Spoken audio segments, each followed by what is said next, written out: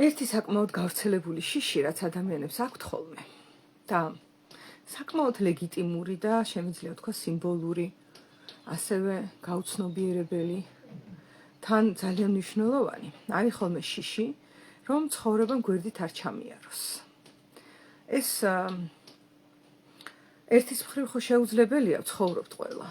ავია თუ კარგია სიცოცხლე, სადღაცა მგონი ოშოსა აქვს ნათქვამი, რომელიღაც ინტერვიუში თუ სადგურუს, რომ ყველაზე მნიშვნელოვანი მაინც რაც ხდება აქ და ამჟამად ახლა შენს თავს, რაც არ უნდა ხდებოდეს სხვა, არის ის, რომ ცოცხალი ხარ და ცხოვრობ.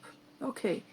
ეს ასეა, თუმცა რაღაც აღმოსავლური იგავია ერთი, რომ კედელია, დიდი კედელი და ამასთან მიდის ადამიანი. მის გვერდით დადის გზაზე და უცებ მოესმება, რომ კედლის იქით არის დინარის ხმა. ხო და ამას წყურია წყალი და უნდა რომ დინარიდან წყალი დალიოს. მაგრამ კედლის იქით არის. და მე როგორც აღმოსავლური იგავების დიდ ნაწილს ჩვევია, რაიმე კონკრეტული გადაწყვეტა ამ იგავს არა აქვს. უბრალოდ აღწერილია, როგორ აცუცდება კედელზე.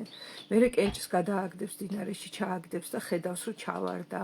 მერე ხმა უკეთესად ესმის. მერე რაღაცა ერთ აგურს ამოაცლის ამ კედელს და ცდილობს, რომ ამ დინარესთან ახლოს ჩავიდეს, შეიმოკლებს გზას და ასე შემდეგ. და აი აქ თავდება. არ წერია, რომ ჩავიდა და თქვათ დაეწაფა წყალს და დალია, არა. და ამიგავის შინაარსი არის ის, რომ ამ ადამიანმა გამოიღვიძა არა იმიტომ, რომ დინარეს დაეწაფა და დინარის წყალი დალია, არა. იმიტომ გამოიღვიძა, რომ დინარის ხმა გაიგონა და მისკენ სვლა დაიწყო. ეხლა რომ წარმოვიდგინოთ, ეს მდინარე არის ჩვენი ავთენტური მე, რომელიც ცხოვრობს და რომელსაც ჩვენ ჩაგვხსნიან ხოლმე და კი ის გვერდით მიედინება ხოლმე კედელს მიღმა. მაგრამ უფრო აი არაფილოსოფიურად რო გითხრათ ეხლა რა ვითარება არის ასეთი რამ, რომ ადამიანებს გონიათ, რომ სისხლსავსე ცხოვრებით ცხოვრობენ თუ და სიაა, აკეთებენ ამას, იმას არ ვიცი, ყავთ რაღაცა მდიდარი მშობლები შეიძლება, ან ვიღაცას გონია, რომ რაღაცა როგორ გითხრა, თავგადასავლებში არის ეს ცხოვრების ხალისი, ან ვიღაცას გონია, რომ რა ვიცი, რაღაცას ისწავლის, ან დიპლომს აიღებს, ან სადღაცა მისი საოცნებო სამსახური რო ექნება, ესე იგი ცხოვრობს, ან ვიღაცა არის ისეც რომ გაყვება ცოლად, ან ისეც რომ შეიცავს, ან რაღაცეები არის ხოლმე რა. ან ჰოლივუდის მსახიობი რო გახდება, ან არ ვიცი, იმაზე რა ქვია, მთვარეზე რო გაფრინდება რაკეტით, ბატონო ჩემო. აი ეს და მინდა გითხრათ ისევ აღმოსავლეთიდან, რომ ეს არის ხოლმე მაია. და რატომ არის ეს მაია? იმიტომ რომ შეიძლება ეს ყველაფერი ხდებოდეს, მაგრამ კმაყოფილებას არ გრძნობს ადამიანი. ლაივში ვარ და გამოგხედავ გიო. ესე შეიძლება ხდებოდეს, რომ ადამიანი ისრულებდეს ამ სურვილებს, რომელიც შესაძლოა იმან რა ქვია, სოციუმმა მოახვია თავს, რაღაცეები დაუწესა, არ ვიცი, რომ ეს ქენი, შენ თუ გინდა რომ ცხოვრება ჩაგეთვალოს, რომ ცხოვრობ, ასეთი და ასეთი რეცეპტები არსებობს, რომ არ ვიცი, ხუთიანებზე ისწავლი, მერე ჩააბარებ, არ ვიცი, უნივერსიტეტში რაღაცა პროფესიას დაეუფლები, მერე მაღალი ხელფასი გექნება, მერე ამ ხელფასით დასვენების დროს წახვალ კანარის კუნძულებზე ან სადმე სხვაგან, მერე რაღაცა მდიდარ კაცს გაყვები ან არ ვიცი მდიდარ ქალს შეირთავ, რომელიც თან 90-60-90-ზე იქნება და თუ ესე არ არის, ესე იგი არ ცხოვრობ, ვაი, ან შენ თვითონ თუ არა ხარ ტოპ მოდელივით ლამაზი, ან თუ არ შეგიძლია კაცის შემთხვევაში, რა ვიცი, ყოველ დღეში 7-ჯერო სექსი გქონდეს, ან რა 1000 ესეთი უცნაური იდეები და წარმოსახვები ატერორებს ხოლმე ადამიანს რა. და გონიათ, რომ აი ამ რაღაც რეცეპტებს თუ დააკმაყოფილებს და აი ესე თუ იცხოვრებს და ესეთი თუ იქნება და ასე და ასე თუ იზავს, მაგ შემთხვევაში იცხოვრებს. და ამასობაში, ამ რაღაცა ქიმერების დევნაში, ნამდვილი ცხოვრება, რომელიც აქ არის, ნამდვილი, მიედინება გვერდით, უყურადღებოთ. და როგორია მაინც ეს ნამდვილი ცხოვრება? ამაზე ვფიქრობდი ხოლმე რა, ხშირად მიფიქრია, რომ აი, თქვათ, რა ვიცი, რომ ცხოვრობ. რა ვიცი. მეც რა კი ვიკვლევ ამ სფეროს და ვაკვირდები ჩემს ავთენტურ მეეს და რაღაცა გამოკლეული მაქვს ჩემი ბავშვობის ტრაუმები, ნამუშევარი მაქვს ასე თუ ისე მათზე, კიდევ აგრძელებ და ასე შემდეგ. რა ვიცი რომ ვცხოვრობ, აი საიდან ვიცი და რა თქმა უნდა რაღაცა ნაწილით ვცხოვრობ და ვცდილობ რომ იმ დინარისკენ წავიდე და რაღაც ნაწილი ისევ კედელს მიღმა არის, ხო? ეს სამწუხარო რეალობა არის დედამიწის ზურგზე. თუმცა აი რა ვიცი მაინც და ამის გასაღები თქვენ წარმოიდგინეთ ყოფილა ადამიანის შეგრძნებებში, შინაგან შეგრძნებაში. აი ხა მოვიყვან მაგის მაგალითს რას გულისხმობ რა. ერთხელ მახსოვს მეგობრებთან ერთად ვიყავი გასული ერთ-ერთ ევრიվეის ლაშქრობაზე, გვირილების მდელოზე და ჭრელკაბებს ვაფრიალებდით, იქ ეს იყო დაგეგმილი. ჩვენ საერთოდ ვიცით ხოლმე ისეთი რაღაცების დაგეგმვა, რასაც რაიმე კონკრეტული მიზნები არ აქვს. იმიტომ მიზანი კლავს ხოლმე საერთოდ. იმ კრეატივს და იმ სპონტანურობას კლავს რაღაც ზუსტი მიზანი. აი მაგალითად ესეა ხოლმე გაწერილი რა, ესეთ ფეშენ სააგენტოებში, რომ აი დილას წავალთ, ამად ამ საათზე, ამად ამ ყავას დავლებთ, მერე გვექნება ორნაირი სენდვიჩი, ან ერთს აიღებ, ან მეორეს, მერე წავალთ ამას და ამას გავაკეთებთ, ისე და ესე.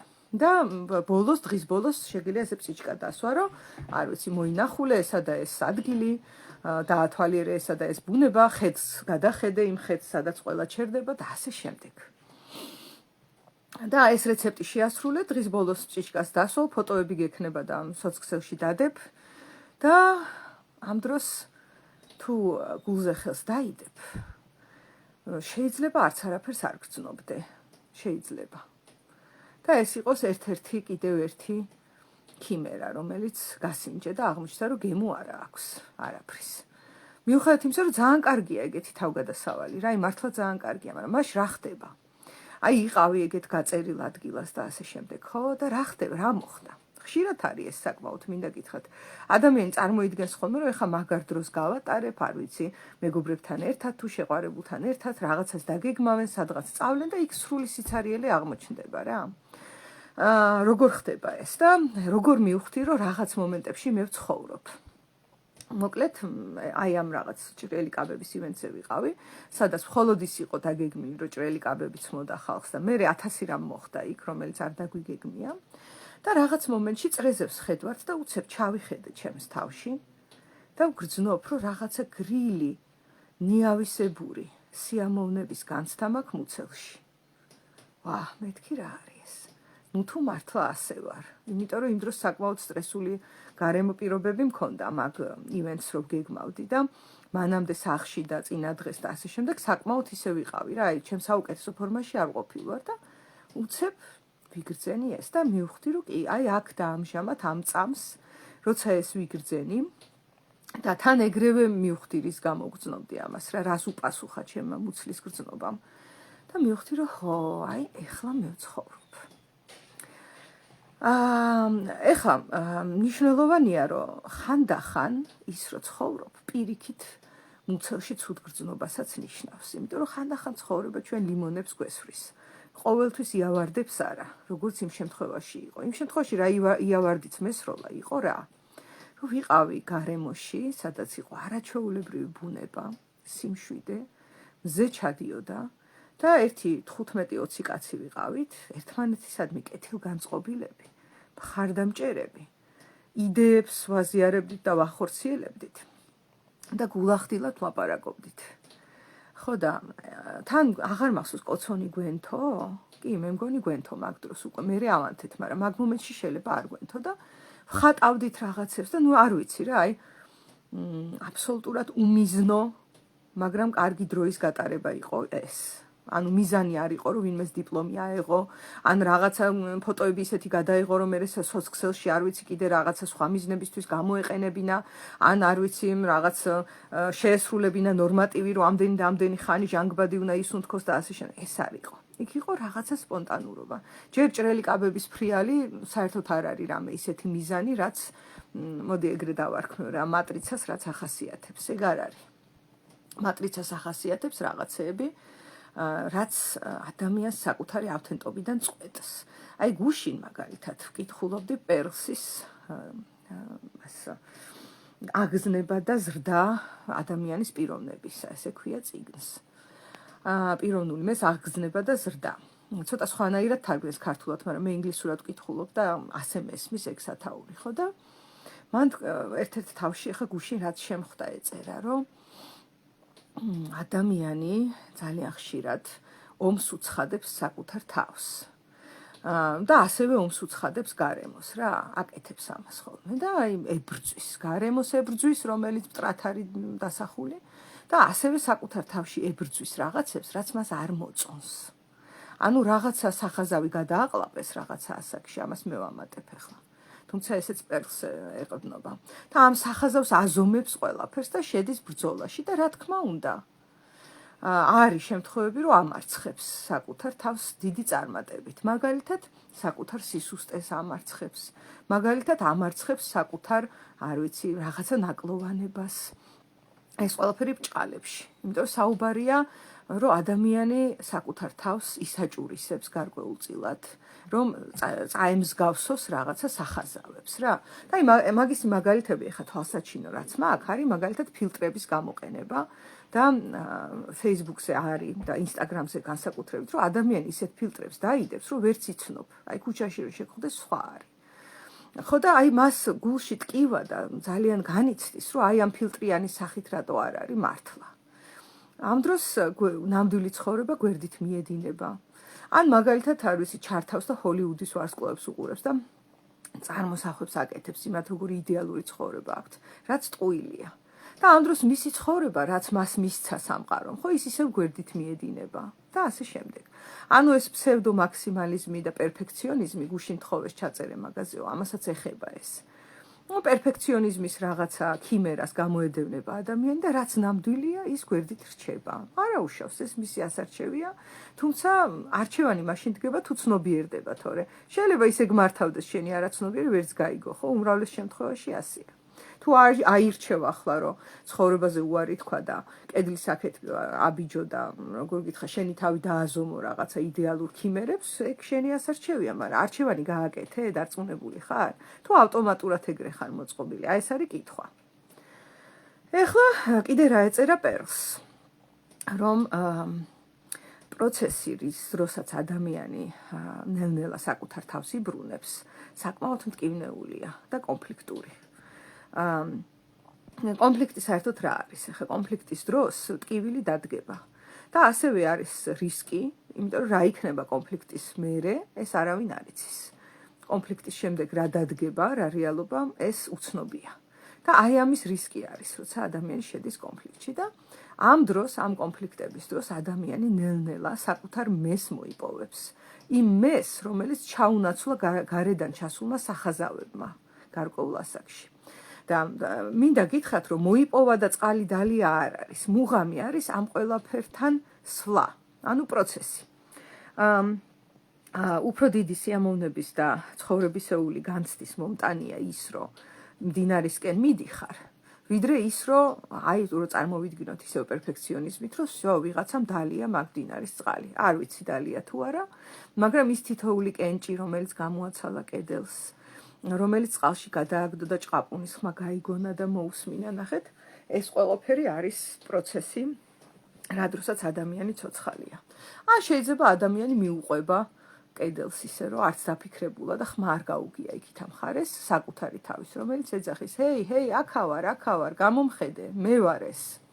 და ის ქიმერებს გამოედევნება, ესეთი უნდა იყოს, ისეთი უნდა იყოს.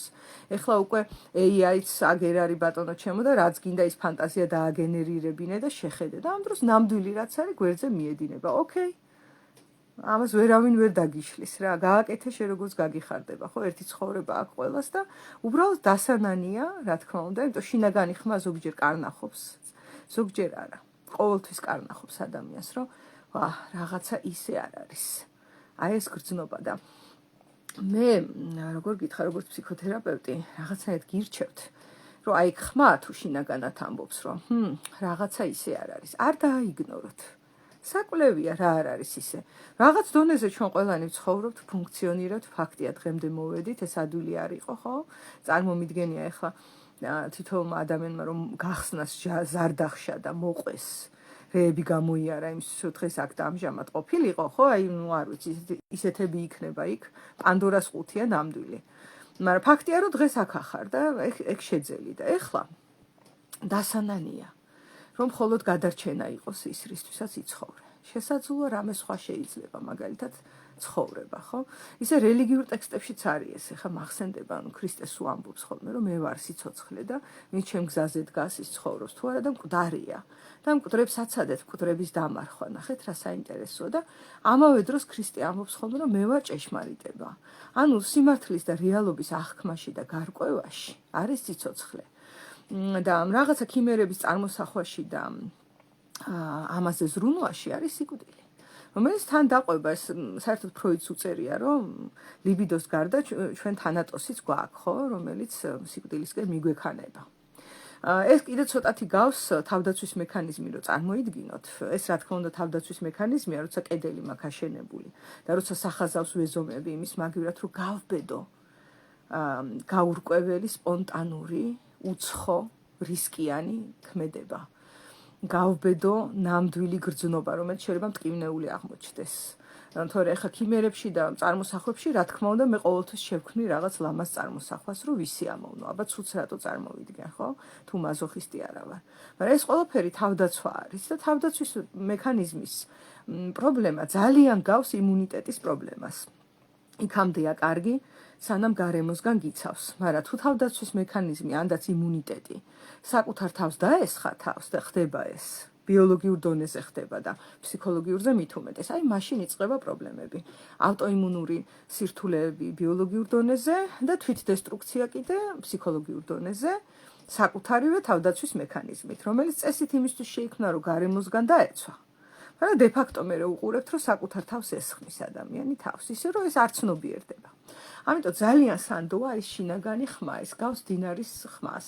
რაღაც ისე არ არის. ხე? თუ რაღაც ისე არ არის, იქნებ ღირდეს, რომ მაინდა-მაინც ხო აუცილებელი არ არის, რომ არ ვიცი, კვდებოდეს ადამიანი, რომ ექიმთან წავიდეს, ხო? ზოგი ადამიანი ეგრე შვრება. სანამ სიკვდილის პირას არ მივა, ექიმთან არ წავა, ხო? ნუ ეხა საქართველოში ძალიან არ გაემტყუნება, იმიტომ რომ ისეთი ექიმები ყავს იტირებ. თუ მართლა არ გაარკვიე და მოძებნა, შეიძლება ცოცხალი ადამიანი დაგბრიდონ, რა სამწუხარო რეალობაა. თუმცა გარკვევადია ეს და ზოგი ადამიანი აი ესე ვთქვათ, რომ დაინახავს, რომ რაღაც ისე არ არის, წავა ექიმთან, რაც კარგია. კარგი ექიმზე არის საუბარი. ხო, ეხლა კიდე რა მინდოდა მეთქვა, ანუ სიმპტომი იმისა, რომ ცხოვრება გვერდით მიდის, არის რომ ერთი ვარიანტი, რომ შეიძლება ძალიან ბევრი რამ ხდება, უამრავი, მაგრამ გემო არ აქვს და მეორე რომ არაფერი არ ხდება. საერთოდ არაფერი არ ხდება. არის ესეთი ვაკუუმის მდგომარეობა, ჩახვეულია ერთი და იგივე რეალობა და ტრიალებს წლები. აი რაც ვიყავით 15 წლის ასაკში, მე ხალხი ამითი ამაყობს ზოგი და სიამაყე ხო ვიცით, დაცვის მექანიზმის ერთ-ერთი გრძნობაა. ამაყობენ, რომ მე 15 წლის ასაკში როგორიც ვიყავი და რამ სოფხედელობაც მქონდა, ისეთი ვარ ეხლაც. და არის 55 წლის. ან სტაბილური ადამიანი ვარ ესე. და ამ სტაბილურობაში ეს იგულისხმება, რომ არ შეცვლილა არაფერი, ჩახვეულია ერთი და იგივე, ტრიალებს და ტრიალებს. ესეც სიმპტომია. ასევე სიმპტომი არის ძალიან ბევრი რაღაცა რო ხდება ერთდროულად და ყველა კარგია შეიძლება, მაგრამ გემო არაფერს არ აქვს. და აი შუაში სადღაც ოქროს შუალედში ხდება, რომ მე როგორც ინდივიდი შესაძლოა მაქვს აი იმ სახაზავით რო გადავხედო, ერთი ჩვეულებრივი ცხოვრება და ვარ ერთი ჩვეულებრივი ადამიანი, ეს ძალიან უყვართ სახაზავიან ხალხს. ვინ ჩემი ფეხებია და ეგეც მყავს რა ილონ მასკი. აი ესეთი ლაპარაკი და არ არის, არ მჭირდება იმისთვის, რომ ვიცხოვრო და სიცოცხლე შევიგრძნო, რომ ილონ მასკი ვიყო, ან არ ვიცი ის ვიყო რაღაც, არც ვიცი ვინ დავასახელო რა. და საერთოდ მე მეც გეტყვით, შეიძლება ილონ მასკი ვერ აღიქვავს ცხოვრებას ისე, როგორც არ ვიცი, შეიძლება ვიღაცა ქუჩაში ხვდებათ ახლა. ადამიანი დადის და იმ ხელა განცდა აქ სიცოცხლის უკვე იმას მოპოვებული, რომ ილონ მასკმა ეგრო 5 წუთი შეიგრძნოს, ეგრევე გაუცვლიდა ადგილს. შეიძლება ესე იყოს. იმიტომ რომ ერთხელ ცხოვრობთ და ამ სიცოცხლის რაც უფრო მკვეთრი და მკაფიო აღქმა არის და შეგრძნება, მით უფრო ფასი ეძლევა მას სუბიექტურად. მაგრამ სუბიექტები ვართ ჩვენ ყველა, ხო? თორემ მასე ობიექტურად GPT-ც ცხოვრობს ეგრე რომ შეხედო და მას უკვე აქ ცხოვრება, ელაპარაკება ვიღაცებს, რაღაცებს აგენერირებს, იფიქრებს და ასე შემდეგ, მაგრამ კმაყოფილია თავის ცხოვრებით, არ ვიცი, არ ამგონია, რომ შეგრძნებები არ არის იქ. აი ეს მინდოდა მეთქვა. როგორ შეიძლება რომ თქვათ ცხოვრებამ გვერდით ჩაუაროს ადამიანს, ეს არის დაცული მდგომარეობა, კედელი ხო დაცვასაც ნიშნავს. სადაც არ არის რისკი, სადაც არ არის სპონტანურობა, სადაც არ არის ნეგატიური გრძნობები, მაინც არის. მაგრამ ბრძოლა მიდის, რომ ნეგატიური გრძნობა არ დადგეს. ძალიან ცდილობს ადამიანი, რომ ნეგატიური გრძნობა ბოლომდე აირიდოს თავიდან, თუ კი რამე შეიძლება რა, ყველაფერს იზავს. თუმცა მაინც მოდის ნეგატიური გრძნობა, იმიტომ რომ ვაკუუმისთვის არ გაჩენილა ადამიანი. ერთი და იგივე რაღაცის ჩახვევისთვის არ გაჩენილა და ბუნებას როცა ეწინააღმდეგები, ჩემი მოძღვარი სხვათა შორის რომელიც ძალიან მიყვარს, ადრე მასწავლიდა, რომ ადამიანები ბუნებას რო ეწინააღმდეგებიან, ეგ იმას გავსო, რომ კედელს თავი ახალოო. შეგიძლია ახალო, აკრძალული არ არის. პრობლემა არ არის. თუმცა რეალობა ეგეთია, რომ საკუთარი ბუნების შეცნობა და მერე სტრატეგიის მაქედან ამოზრდა ძალიან მნიშვნელოვანია და არა პირიქით. ну ეხა გარედან ეხა ენერგიაზეც უნდა ჩამეწერა ლაივი და მაგას ცალკე ჩავწერ, მაგრამ აი ახლა გეტყვით ერთ რამეს. იმის ნიშანი რომ დინარისკენ მიდიხარ, არის რომ გაქვს ენერგია. ეხა როგორ მუშაობს ეს? პერლს უწერია ასეთი ძალიან საინტერესო მოსაზრება, რომელიც მე ბევრჯერ მინახავს რა. ну ეხა თერაპიაზე რო ზის თქვათ თერაპევტი და მისი კლიენტი, შესაძლოა კლიენტმა თქვას თავის ცხოვრებისეული რაღაცა სირთულე, რომელზეც იდეაში ძალიან ადვილია რომ მისცე რეცეპტი რა უნდა ქნას. აი ძალიან ადვილი შეიძლება რომ იყოს რა. და თერაპევტს აქ ეხლა ცდუნება რომ უთხრას რომ იცი რა, აი ესე ხარ, ესე ქენი და ისე ქენი. ნახე? და მართლა კაი რჩევაა. არის ვარიანტი რომ კაი რჩევა მისცა ძალიან. იმის ვარიანტიც არის რომ ადამიანმა მოისმინა. მაგრამ ისი ვარიანტი არ არის ხოლმე, იცით, თითქმის, რომ ენერგია ექნება ამ ადამიანს, რომ ეს რჩევა გაითვალისწინოს. შეიძლება შეეცადოს გათვალისწინებას, მაგრამ ენერგია არ ექნება და რატო იცით? იმიტომ რომ სხვისია. სხვისი რეალობა, ინგლისურად ამას ეძახიან alien, ანუ არამეული და ჩემეული, არამედ სხვისეულია რაღაც. და ეს სხვისეული რაც არ უნდა კარგი იყოს, ჩემ მესთან ენერგიას არ წარმოქმნის, იმიტომ რომ მე ენერგია მაშინ წარმომექმნება, როცა ჩემ მდინარეს ვეხები. სხვა მდინარესთან შეხებით, რაც არ უნდა კაი რჩევა იყოს, არსებობს რაღაც უნივერსალური რჩევები, ხო? მაგალითად, თუ გინდა რომ კარგად იცხოვრო, ჯანსაღად უნდა იკვებო, კარგად უნდა ივარჯიშო, კარგ პოზიტიურ ადამიანებთან ერთად უნდა იყო, ამ რჩევებს მეც ვიძლევი გამუდმებით. უნდა იზრუნო შენ ფსიქოემოციურ განვითარებაზე, მაგრამ მე ხა ამას რო ვამბობ, თითოეული თქვენგანი ხო გზაზე, თქვენ ინდივიდუალურ გზაზე დგახართ. და იმ ინდივიდუალურ გზაზე თქვენი საკუთარი ინდივიდუალური და სუბიექტური ენით მსგავსი შინაარსი რო აღმოცენდება, იმას ექნება ენერგია. და მე რო ვამბობ, ამას ჩემთვის აქვს ენერგია, თქვენთვის არ ექნება. აი ესე აგენერირებს ადამიანი ენერგიას, როცა მისია რაღაც.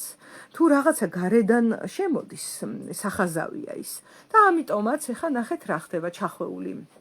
როცა არის ერთი და იგივე რო ტრიალებს, არაფერი არ იცვლება, ან ბევრი რამ ხდება, მაგრამ უგემურია და ასე შემდეგ, აქ რა ხდება, რომ ჩემი არ არის. აი შეიძლება მეს ძიება საერთოდ არის ძალიან მნიშვნელოვანი რამ, იმიტომ რომ ცხოვრობ და ეხლა ნახეთ მშობლებმა იციან ხოლმე, მე შენთვის კარგი მინდა. იტყვიან, მართალია. მე ჯერა აბსოლუტურად რომ მშობლებს ჩვენთვის კარგი უნდათ. მეც მშობელი ვარ და ჩემი შვილებისთვის კარგი მინდა და ასე შემდეგ. აი ეს არის 100%-იანი, უნდა კარგი. მაგრამ მშობელს რაც წარმოუდგენია რომ მისი შვილისთვის არის კარგი. ეს არის გარედან წამოსული წარმოსახვა და სახაზავი.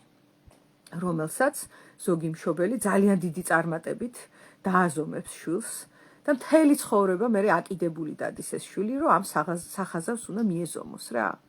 არ ვიცი, მაგალითად, ბავშვობაში შთააგონებს მშობელი, რომ არ ვიცი, შენ ხარ მაგარი მხატვარი, ან უნდა იყო მაგარი მხატვარი, ან რა მაგარია მხატვრის ცხოვრება და შენ იმისთვის გაჩნდი რომ მხატვარი იყო. შეიძლება ეს პირდაპირ არ თქვას. მაგრამ აი, როგორ გითხრათ, აწვდის რა ამ ინფორმაციას. აი, მაგალითად, რაღაცას რო დახატავს ბავშვი, ხო, იქ აღფრთოვანებული თვალებით უყურებს დედა ან მამა. აქ ეხა ბავშვმა დაამუყამა, რომ ნახე, იმას აქში, როდესაც ჩემი პიროვნული მე ჯერ არ არის ჩამოყალიბებული, როდის ვიღებ აღფრთოვანებას, როცა ვხატავ. მაგრამ ეს რომ ვხატავ, მე უსწორდება დედა ჩემს. შეიძლება მე საერთოდ არ მისწორდება რა და რო არ მისწორდება ნიშნავს რომ გარედან არის შემოსული რაღაც. ან შეიძლება მისწორდებოდა კიდეც ხატვა, მაგრამ იმდენად უსწორდება ეხლა დედაჩემს ან მამაჩემს ან ვინც არის, რომ მე ვეღარ ვგრძნობ. ადგილი არ დარჩა რომ მე ინტიმი მქონდეს. ნახეთ, ინტიმურობა არის ძალიან მნიშვნელოვანი რა. იმასთან რაც მე სიამოვნებს, მე უნდა მქონდეს ინტიმური ურთიერთობა და თუ ვინმე შემოჭრილია, მესამე აქ. ვეღარ ვგრძნობ ვერაფერს.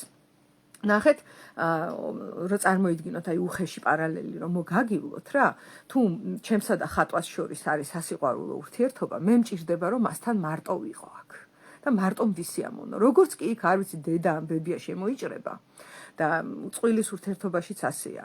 ცოლ-ქმარს შეიძლება აქ მიზიდულობა ერთმანეთის მიმართ, უნდათ სექსი ან აქვთ სექსი და უცებ კარი რო გაიღოს და იქ ბებია ან პაპა შემოვიდეს, დამთავრებულია იქ, მორჩა ყველაფერი. ეს მიზიდულობა მინუსებში წავა, გაქრება საერთოდ, ხო? ასე ვზემოქმედებთ ერთმანეთზე და ამიტომ თუ დაინახა რომ შენი შვილი რაღაცაში სიამოვნებას იღებს, იქნება ხატვა, იქნება ცეკვა, არ ვიცი, მათემატიკა, რაც გინდა ის იყოს. კი ბატონო, შეაქე, მაგრამ მასზე მეტად შენ ნუ იაქტიურებ სიამოვნებაში რა. ნუ შეეჭრები, იმიტომ რომ იქ რაღაცა ინტიმური კონტაქტი დამყარდა ადამიანსა და სამყაროს შორის და იქ ჩაჭრა და ესე მე მესმის რომ მშობლებს უხარიათ შვილის წარმატება, მაგრამ შვილზე მეტად თუ უხარიათ, იმას უკლავენ მერე ამ ინტიმურ განცდებს იმ თავისი საყვარელი საქმისა. ეს ერთი და თუ გარედან არის მთლიანად თავს მოხვეული და მშობლის ლიბიდოზე ზისის, რასაც შვილი აკეთებს, ენერგია არ იქნება და ეხლა როგორ გამოისახება ხოლმე ეს, რომ ენერგია არ არის. აი, მაგალითად, თუ მუსიკოსი არის, უკრავს 10 საათი, აქვს კარგი სმენა, არ ვიცი, ყველანაირ ნორმატივს ასრულებს, აქვს კარგი ბგერა, აქვს კარგი ტექნიკა, ორკესტრში უკრავს ბატონო ჩემო, ამაშრება, იმაშრება, მაგრამ რაღაცნაირად ისე ხდება, რომ წარმატებას ვერ აღწევს რა, არ მოდის წარმატება, აი რა ხდება? ან მოდის წარმატება შეიძლება, მაგრამ ეს მაინც ძალიან ცუდად გრძნობს თავს. აი შეიძლება სცენაზე დგას, უკრავენ ტაშს, უხდიან ფულს და დეპრესიაშია. ეს ჰოლივუდში ძალიან ხშირად ხდება ეგეთი რამ. იმიტომ რომ კი მესმის რომ დიდი წარმატება, ესეთი აღიარება და ტაშის კვრა მაგარია ძალიან. ძალიან სასიამოვნოა, თუმცა თუ ეს იმ ავთენტური წყაროდან არ მოდის ისევ და ისევ, ხო, წვალებაა. ძალიან დიდი წვალება და ამაში ენერგია არ არის. და რა არის რაც ქმნის თვითრეალიზაციის განცდას? საკუთარი ენერგიის ხარჯვა და არა სხვის ენერგიაზე ჯდომა. საკუთარი მეს პოვნა და არა სხვისი მეს გადაყლაპვა და იმითი ცხოვრება. რა ქმნის ამ ყველაფერს? თქვათ, გინდა მწერალს რა ქმნის, ხო? მისი საკუთარი უნიკალური გამოცდილების ფურცელზე გადმოტანა. თორემ მე თუ ეხა დავჯექი და ჰიუგოს მიუბაძე და ბალზაკს მიუბაძე და ეგრევ წერე, რა აზრი აქვს? აი რა აზრი აქვს? იმათ უკვე დაწერეს და მე ეხლა ჰიუგოზე უკეთესი ჰიუგო ვერ გავხდები ვერასდროს, ხო? აი ამის თქმა მინდოდა. და ეხლა დასასრულ სანამ გამოვთიშავ, მოგაწვით ისევ პერლსის წიგნიდან ძალიან საინტერესო შინაარს. არის რაღაცები, რაც მეცნიერულად დადგენილია, რომ თავდაცვითი მეს თვისებაა. ბევრია ესეთი, მაგრამ ორ ცალ მაგალითს მოგიყვანთ. აი მე რომელიც წყაროსკენ არ მიდის, და მე რომელიც ავთენტურის ნაცვლად დაცვის მექანიზმშია თავგათხრილი და ვეღარ გამოდის იქიდან, გაჩხერილია, მას აქვს 2-3 სიმპტომი. ერთი ეს არის გამუდმებით შეჯიბრებითობა და სხვების დამარცხების და გამარჯვების სურვილი. მეორე ეს არის, როდესაც თქვათ მარცხდება, მარცხის ალბათობა რო დგება, უბრალოდ არ შეუძლია ეს. მესამე არის კრიტიკის მიმართ აცრა და თუ გაკრიტიკდა ეცემა ძირს, იმიტომ რომ მთელი მისი მე აშენებული არის გარედან წამოსულ შეფასებებზე და ერთი კაი დიდი კრიტიკა რო უთხრა და ძირს ეცემა კრიტიკისაგან და ქვეშ მოყვება ლოდივით.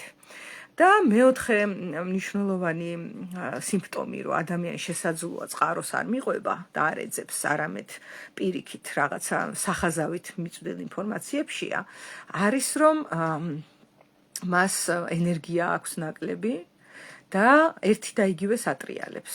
ჩახვეული აქვს რა, ახლოს და ახლოს. ახალი არაფერი არ ხდება. ვაკუუმია. ხოლო თვისებები, რომელიც აქვს მეს, რომელიც წყაროსკენ მიდის და ავთენტურია, არის ადამიანური კონტაქტების დაფასება, რელაციაში და ურთიერთობაში სიამოვნების განცდა, შედარების და რაღაცა იმის ნაცვლად, კონკურენციის გამუდმებული ნევროტული ამოჩემების ნაცვლად, აი, მაგალითი რომ მოგიყვანოთ, აი, 3 დაქალია და შეიძლება ერთ-ერთს ნევროტულად ამოჩემებული აქვს, რომ უნდა იყოს დაქალებს შორის ყველაზე ლამაზი. და უმეგობრდება ამიტომ ისეთ გოგოებს, რომლებზეც აქვს განცდა, რომ თვითონ უფრო ლამაზია. და თავისე უფრო ლამაზი თუ იქნა ვინმე გოგო, იმას არ დაუმეგობრდება, იმიტომ რომ კონკურენციაში არის გაუცნობიერებლად გამუდმებით. ყველა ადამიანთან ვისთან ერთადაც არის. შეიძლება შეყვარებულთან ერთად არის და იმას ეჯიბრება, იმას მეტი ფული აქვს თუ მე მეტი ფული მაქვს, იმას მეტი შეუძლია თუ მე მეტი შემიძლია, რაშიც შემიძლია კონკურენცია და ასე შემდეგ. ანუ ნევროტულ კონკურენციაში არის ყველასთან და ყველაფერთან გამუდმებით და ამის ძირი არის ის, რომ ოდესღაც ეს ადამიანი დამარცხდა და დამცირდა ბავშვობაში, ეს ჩვენ ყველას გამოგვიცდია.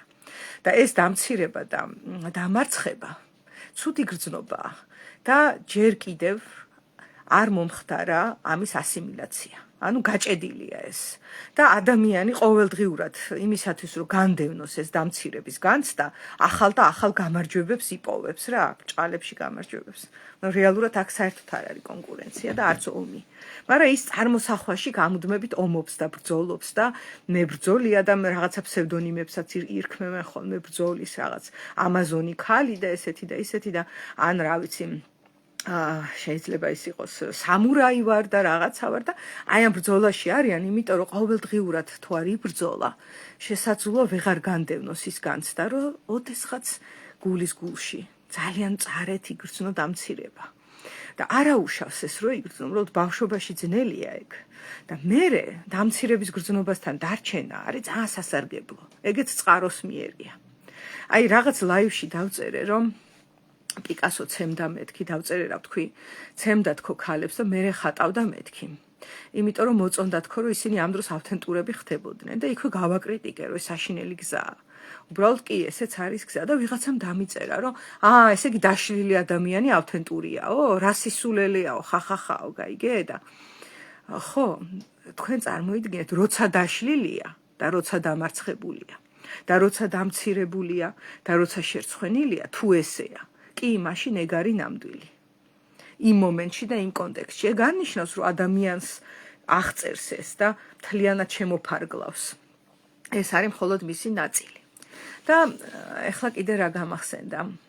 ჟაკ ლაკანს ვეცნობი ბოლო დროს და იმას უწერი ესეთი რამ. ჩვენ როცა ერთმანეთს უყურებთ, რაღაც ნაწილს უყურებთ ხოლმეო.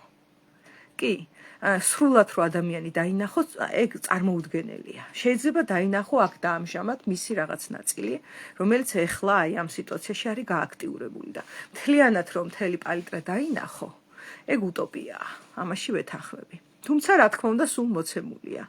აქ და ამჟამად ყველა ნაწილი, უბრალოდ ზოგი წინ არის წამოსული, ზოგი უკან არის ბექგრაუნდში და ასე. შესაბამისად აი ეს სიმპტომები ეხლა ნახეთ თუ შენიშნეთ საკუთარ თავში. მე ზოგჯერ განსჯა წამომივლის ხოლმე, როცა ვსაუბრობ, მეც ადამიანი ვარ და მაქვს რაღაც გამოცდილებები ცხოვრებაში, როდესაც ჩემი პროფესიიდან გამომდინარე, რაღაცა ცოტა მეც ვხედავ, ვიდრე თქვათ 10-15 წლის წინ დავინახავდი ურთიერთობებში და კი განსჯა მომდის ხოლმე ზოგჯერ. იმიტომ რომ რაღაცნაირად აი მე როცა მეხება რა, ეხა მე როცა თერაპევტი ვარ ადამიანთან და ამეებს ვხედავ, რომ თავს იცავს, აქ მე განსჯა იშვიათად. ვიღაცა თუ გამახსენდა ეხლა, ვინც მე დამიშავა თავისი ამ ქცევით, შეიძლება იქაც გაუბრაზდე, ადამიანი ვარ, მაგრამ ინტერპერსონალურ ურთიერთობებში, ჩემს ცხოვრებისეულ ურთიერთობებში კი ხანდახან განსჯა მერთვება, რომ იმიტომ რომ მე ვზიანდები. ანუ როდესაც მე და ის ვიყავით რაღაც კონტაქტში და მე რაღაც შემეძლო, იქ არ ვიცი, გინდა სიამოვნება მიმეღო, ან შეიძლება ტკივილი მიმეღო, იქიდან გამომდინარე რაც არის ადეკვატური, ხო და ასე შემდეგ და ეს რო აირევა ხოლმე. და რომ ხედავ, რომ იქ არის რაღაც დაცვის მექანიზმი, რასაც ალბათ მეც ვპასუხობ დაცვის მექანიზმით. მოკლედ, აი ეს რო ჩაიხვევა ხოლმე, მე ძალიან ზოგჯერ მიუღებლობა მეწყება. იმიტომ რომ დამღლელია. მე ჩემთვის პიროვნულად რა, როცა ეს ჩემ ურთიერთობებს ეხება. იმიტომ რომ პირობითად თუ ადამიანი არ ვიცი, თავში აგურს ჩაირტყავს, ჩემი მეგობარი, ხო, მე ხება ეს, რომ თავში აგური ჩაირტყა. ფეხებზე არ მკიდია და მეც ვდერვიულობ ამაზე, ხო, იმიტომ რომ მასთან მაქვს უკვე პიროვნული პირადი ურთიერთობა.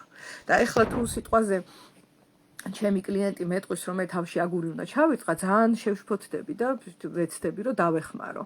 დავრეკავ აქ, დავრეკავ იქ, რა თქმა უნდა, ესეც მეხება, მაგრამ სხვანაირად მეხება. მე იქ როლი მაქვს თერაპევტის და არა მეგობრის და არა შეყვარებულის და არა, არ ვიცი, ნათესავის, ხო, სხვა როლი მაქვს. და არის ამიტომ ემოციების და პირად ურთიერთობა. ხო, აი ესე მოკლედ შევაჯამო აი სიმპტომები.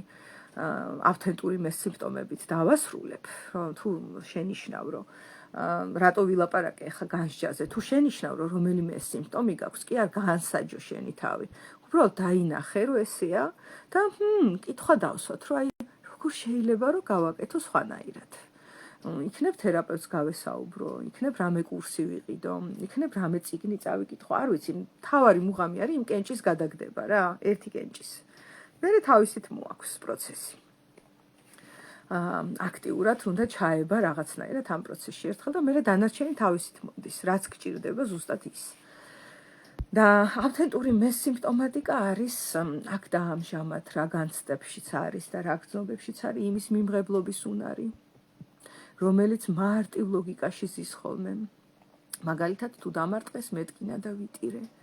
მე ვისაუბრე ამის შესახებ, რომ მე ეს მეტკინა, ან უპასუხე იქ, რომ მეტი ეს ვეღარ მოხდეს და ვეღარ გააკეთოს, კანონი დამეხმარა და ბოლოს, როდესაც უკვე გამოვიტირე კიდეც, პასუხიც დავაბრუნე, დაუმშვიდდი და გადავფურცლე და გაგრძელდა ცხოვრება. ნახე, აი ეს არის ავთენტური. ავთენტური მე როგორც ქმედებს. ხო და არაავთენტური მე შესაძლოა იგივე სიტუაციაში იყოს და მე არაფერი არ მტკენია, ეგ უბედური, რომ დამარტყა, წარმოიდგინეთ რა მდგომარეობაშია თვითონ, ან შეიძლება ჩავიხვიო და 20 წელი ვიძახო, რომ იმან დამარტყა და აღარ გადადის უკან, ნახე, რჩება წინ ესე ფიგურა და სანამ მე ახლა ამაზე ნერვიულობ, რომ 20 წლის წინ ვიღაცამ დამარტყა, აი, გვერდზე ჩამიარა ცხოვრება დღეს აქ და ამჟამად. ხვალ კი არა. დღეს უამრავი სხვა ფიგურა იყო, რომელიც მე ვერ დავინახე, იმიტომ რომ წინ გამოჩხერილი მაქვს ეს ჩემი ნეგატიური გამოცდილება. და ამ ყველაფერს ახლა ევროპაშიც და ამერიკაშიც და საერთოდ ცივილურ ნაწილში ადამიანები ძალიან მარტივად შენიშნავენ ხოლმე და მიდიან თერაპიაზე. და საქართველოშიც როგორ არის, ადამიანს თერაპევტი ჭირდება, გძნობს რომ ჭირდება და ცხვენია, ეშინია. არ უნდა და იმის მაგივრად რომ გითხრას, რომ მოდი შენთან შეიძლება თერაპიაზე მოვიდე, მოდის და მე შენთან მეგობრობა მინდა გეუბნება. ხო და ანუ მე მქონდა ამ ბოლო დროს რამდენიმე ესეთი შემთხვევა და აი ეს არ არის მეგობრობა. მას რეალურად ჩემთან მეგობრობა იმიტომ უნდა, რომ ჩემგან რაღაცა თერაპიული შინაარსი იგრძნოს და მიიღოს. და გახდეს უკეთ და თავი იგრძნოს უკეთესად.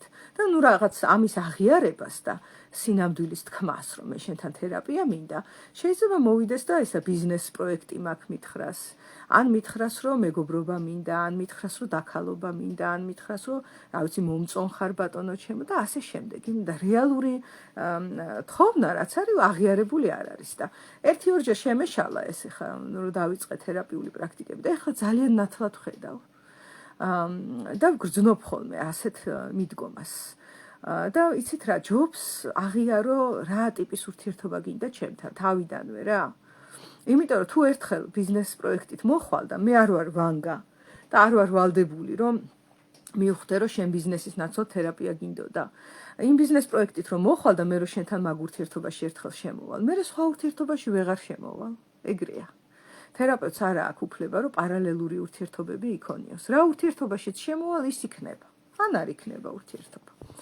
ასე რომ ასე ძვირფასო მეგობრებო, ახლა პატარა რეკლამას ვიტყვი, რომ მაისში ბარბარა პომპე ჩამოდის და მე ბარბარა პომპე და ლევან რამიშვილი შემოგთავაზებთ 3 დღიან დაუვიწყარ თერაპიულ მოგზაურობას თბილისთან ძალიან ახლოს, დიდი ალბათობით, ჯერ ვერ ვიტყვი, იმიტომ რომ მიდის დალაგება და ორგანიზება მაგ საკითხების, სადაც იქნება სხეულებრივი თერაპია, იქნება ჰოლოტროპული სუნთქვა და ბოლოს იქნება ჩემი ნაწილი, რაც არის გეშტალტ თერაპია ბუნებაში. ხო და თუ ნუ დეტალები გაინტერესებთ, მომწერეთ და დაგაკვალიანებთ. აბა ლამაზი დღე ყველას.